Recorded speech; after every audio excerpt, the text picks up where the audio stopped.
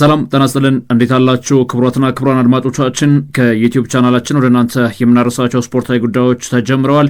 የተለያዩ ዓለም አቀፍ ጉዳዮች ላይ ነው ቆይታዎችን የምናደርገው። እናንተ ብቻ ከኛ ጋር አብራችሁ ቆይታ ማድረግ ለቻናሉ አዲስ ከሆናችሁ ደግሞ ሰብስክራይብ ያደርጋችሁ አብራችሁ እንድትሆኑ ስንል በአክብሮት የምንጋብዝ ነው የሚሆነው። ወደ ተቀዳሚ ጉዳይ እናምራለን። አርሰናል ትናንትና እንግዲህ ከኤቨርተን ጋር የጨዋታ መርሃ ግብሩን አከናውኖ ነበር። በጨዋታውም መድፈኞቹ በአሸናፊነትም አጠናቀዋል። ትናንትና አርሰናል በአሸናፊነት ጨዋታው ማጠናቀቁን ተከትሎ እንግዲህ የፈረንጆቹን አዲስ ዓመት በሊጉ መሪነት ማለት ነው ማጠናቀቁ እርግጥ ሆኗል ማለት ነው። ከዚህ በፊት እንግዲህ መድፈኞቹ በእርግጥ ለተደጋጋሚ ጊዜ መሰል ጉዳዮችን ሲከውኑ መመልከት አዲስ አልነበረም። ትናንትና ግን ከኤቨርተን ጋር ያደረጉት የጨዋታ እንቅስቃሴ ወሳኝነቱ የጎላ ነበር። በተለይ ቪክተር ዮኬሬሽ የ27ኛ ደቂቃ የፍጹም ቅጣት ምት ጎል ተቀዳሚ ነበረች። ቪክተር ዮኬሬሽ ባለፉት የጨዋታ እንቅስቃሴዎች አጠቃላይ ማለት ነው በእግር ኳስ ዘመኑ ባለፉት 19 ጨዋታ ፍጹም ቅጣት ምቶችን ባገኘባቸው የጨዋታ እንቅስቃሴዎች ወደ ጎልነት መቀየር የቻለበት አጋጣሚ አለ። ዮኬሬሽ እጅግ በጣም ጥሩ የሚባል የፍጹም ቅጣት ምት መቺ ተጫዋች እንደሆነ የሚታወቃል። ተጫዋቹ ለመጨረሻ ጊዜ አርሰናል በርሊንን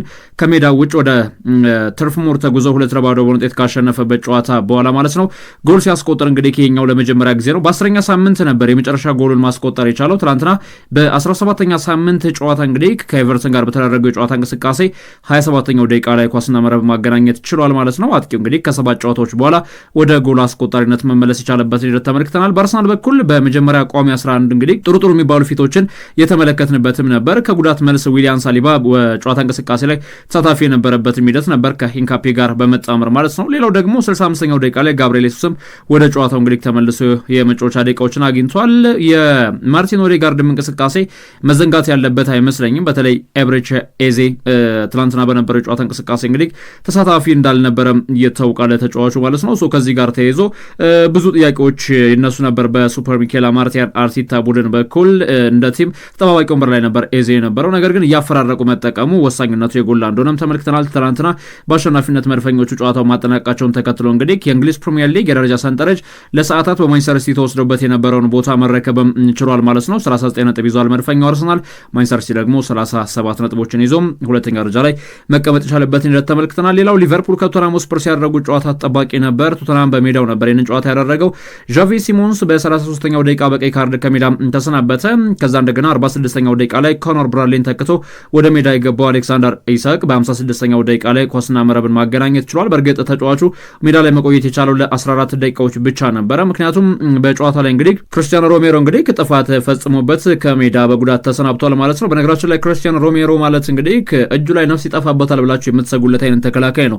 የሚወስናቸው ውሳኔዎች አንዳንድ ጊዜ እጅግ በጣም ያስገርማሉ። ጥፋት የሚፈጽሙበት መንገድ ምናምን ለክለቡ ደጋፊዎች ደም የሚያሞቅ ሆኖ እያለ ለተቃራኒ ቡድን ደጋፊዎች ወይም እግር ኳስን ለሚወድ ሰው ግን ቦሪንግ የሆነ ያጨዋወት ዘይቤን የሚከተል አይነት ተከላካይ እንደሆነ ይታወቃል። ትናንትና እንግዲህ በነበረው ጨዋታ አሌክሳንደር ኢሳቅን ጉዳት እንዲያስተናግድ አድርጎት ከሜዳ ወጥቷል።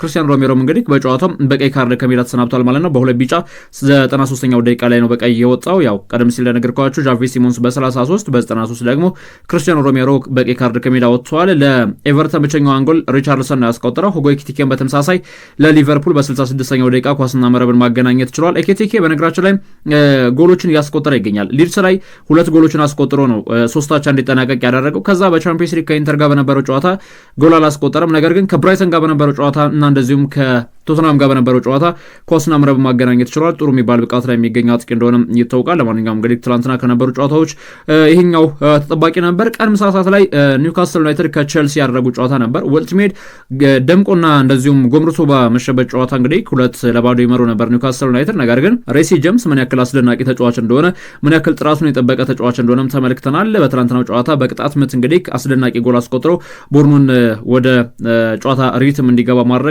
ችሏል። ዣኦ ፔድሮ በ66ኛው ደቂቃ ላይ እንግዲህ ከግብ ጠባቂ ሮበርት ሳንቼዝ የተላከለትን ኳስ ወደ ግብነት ቀይሮ በጨዋታው እንግዲህ ልዩነት መፍጠርም ችሏል ማለት ነው። 2-0 በሆነ ውጤት የተጠናቀቀ ጨዋታ ነው። እነዚህ ጨዋታዎች ትናንት በፕሪሚየር ሊጉ የተደረጉ ናቸው። ዛሬ በእንግሊዝ ፕሪሚየር ሊግ አንድ የሚጠበቅ ጨዋታ አለ። እኛውም ጨዋታ እንግዲህ ከቪላ ፓርክ በርሚንግሃም ላይ ማንቸስተር ዩናይትድ ከአስቶን ቪላ የሚገናኙበት ጨዋታ ይጠበቃል። የኛውን ጨዋታ እንግዲህ በብዙ መልኩ የሚጠበቅ ወይም ደግሞ በትኩረት የሚታይ ጨዋታ መርሃ ግብር ነው። አስቶን ቪላ ባለፉት 5 ጨዋታ 5ቱንም በተከታታይ አሸንፈዋል። ማንቸስተር ዩናይትድ ባለፉት ከ5 ጨዋታ ማሸነፍ የቻለው ሁለቱን ነው። ሁለታቸው ወጥቶ በአንድ ጨዋታ ሽንፈትንም አስተናግዷል። ካሲሜሮ በ5 ቢጫ ካርድ ምክንያት ከጨዋታ ውጭ ነው። ማቲያስ ደሊክት በጉዳት፣ አማድ ዲያሎ በኢንተርናሽናል ጌሞች ምክንያት፣ ኑሴር ማዝራዊ እና ብሪያን ቤሞ በተመሳሳይ በአፍሪካ ዋንጫ ጉዳይ በቡድን ስብስብ ውስጥ አይገኙም። ሃሪ ማጓየርም የሃምስትሪንግ ጉዳት እንዳለበትም ይታወቃል። አስቶን ቪላ በኩል እነ ሮዝ በርክሌ እና ታይሮ ሚንግስ እንደዚሁም እነ ፖል ቶሬዝን የመሳሰሉ ተጫዋቾች አይኖርም። ዣደን ማሊክ ሳንቾ በጨዋታው ላይ እንደማይኖር ተገልጿል። ኤሚሊያኖ ማርቲኔዝ ምናልባትም እንደዚሁም ሃርቬ ኤሊዮትም በጉዳት ምክንያት በጨዋታው ላይ ሳተፉ ይችላሉ ተብሏል። ቪላ ፓርክ በርሚንግሃም ላይ በ42000 ደጋፊዎች ፊት ማይክ ኦሊቨር ይህንን ጨዋታ በዋና አርቢትርነት ይመሩታል ማለት ነው። የዚህን ጨዋታ ግምቶቻችሁን እስኪ አካፍሉን፣ አድማጮች ኮመንት ሴክሽናችን ላይ ያስቀምጡልን። ከዚህ ጋር በተገናኘ እንግዲህ ከአሰልጣኝ ሩበን አሞሪም ከጨዋታው አስቀድሞ እንግዲህ ፕሬስ ኮንፈረንስ ላይ ያነሷቸው ሀሳቦች ነበሩ። በቡድኑ ውስጥ እንግዲህ በዝውውር ገበያው ላይ ተጫዋቾችን ታመጣላችሁ ወይ? የተሻለ ቡድናዊ ግንባታን ለመፍጠርስ ምን እያደረጋችሁ ትገኛላችሁ? የሚል ጥያቄ ተነስቶለት ነበርና ያጨዋወት ስልታችንን እንደዚሁም መቀየር ካለብን እንቀይራለን። ባጨዋወት ስልት ብቻ ሳይሆን ተጫዋቾችን ማስፈረም ካለብንም እናስፈርማለን። ይህንን እንግዲህ የዝውውር ገበያው ላይ ሲደርስ የምንመለከተው ነው ሲል አስተያየቱንም ሰጥቶ ነበር። እዚህ ጋር ሁለት ጉዳዮች ናቸው። አንደኛው ከአጨዋወት ጋር የተገናኘ፣ አንደኛው ከዝውውር ጋር በተገናኘ። ከዝውውር ጋር በተገናኘ አንቶኒዮ ሴሜኒዮ በጥር ወር እንግዲህ በርንማውዝ መልቀቁ አይቀሬ ነው እየተባለለት ይገኛል። ፋብሪዚዮ ይህንን ጉዳይ አረጋግጦታል። ማንቸስተር ዩናይትድ እና ማንቸስተር ሲቲ ገፍቶ እየተጓዙ የሚገኙ ሁለቱ የፕሪሚየር ሊግ ክለቦች ናቸው። የማንቸስተር ከተማ ክለቦቹ እነዚህ ክለቦች እንግዲህ የሚጠበቅባቸውን ክፍያ መክፈል ወይም 65 ሚሊዮን መክፈል የሚችሉ ከሆነም ይህንን ተጫዋች በጥር የዝውውር መስኮት ወደ ቡድን ስብስባቸው መቀላቀል ይችላሉ። ማንቸስተር ዩናይትድ ተቀዳሚ እድል ያለው ተጫዋች ነው። እንዴት ከተባለ ሴሜኒዮ ከዚህ በፊት የሰጡ አንድ አስተያየት ነበረ።